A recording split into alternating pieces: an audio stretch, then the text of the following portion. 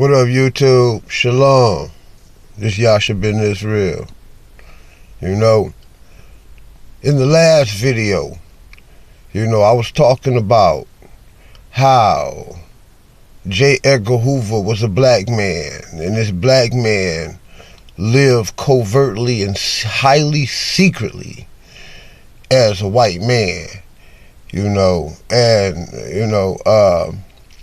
and I talked about how he, as the leader of the FBI, created a facet of the FBI called COINTELPRO, and his acronyms is COINTELPRO, and it is an acronym for the Counterintelligence Program. Keep in mind that we dealing with knowledge and light, okay?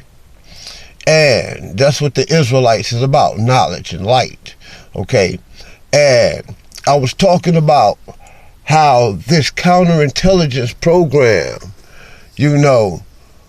was designed to stop the rise of the black anointed ones, which in English they say is the Black Messiah, or Black Messiahs with an S, but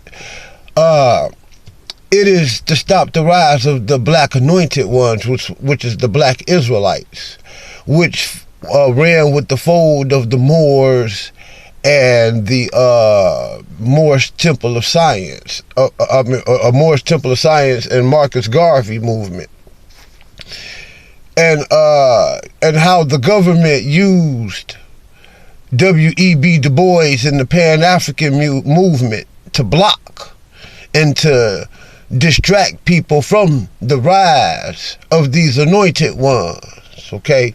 Now, I want to let you know something that you may or may not have known, but it is I who was the first one to strike first blow and get this Kemet Israel beef cracking back in the 90s when I challenged Dr. Ashwa Kwesi right here in the city of Detroit when I was a young man.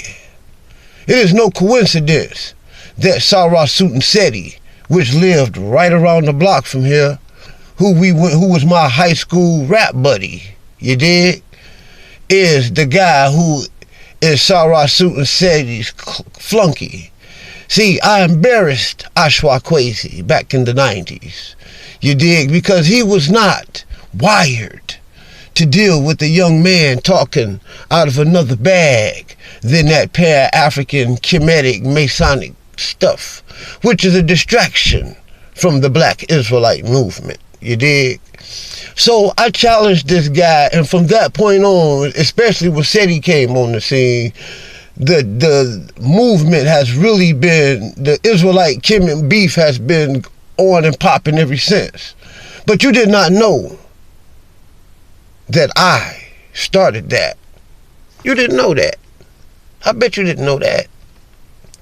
Now, R.I.P. Nipsey Hussle, okay?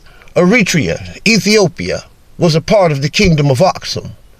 And Aksum was a part of a much older kingdom called the Solomonic dynasties, which was the dynasties that came from the King Solomon, son of King David. And this dynasty lasted from that time all the way up until 1972,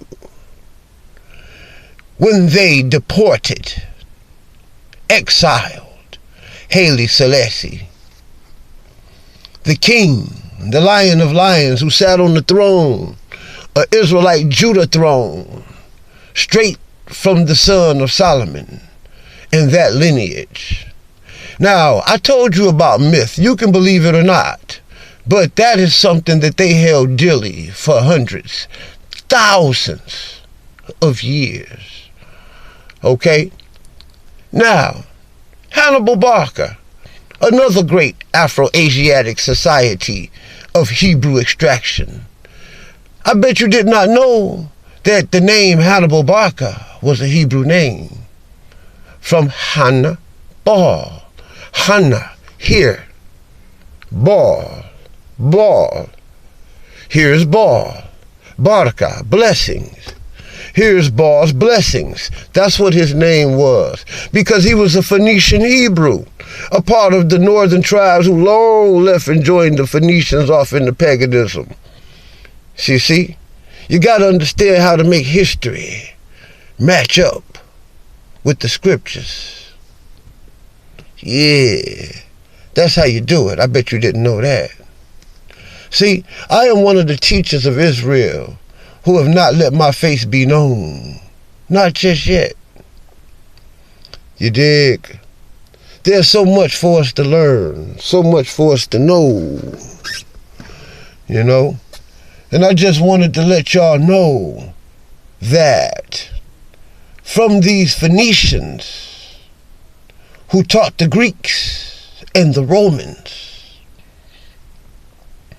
and these Hebrews, amongst them arose an empire in Africa called the Empire of Mali.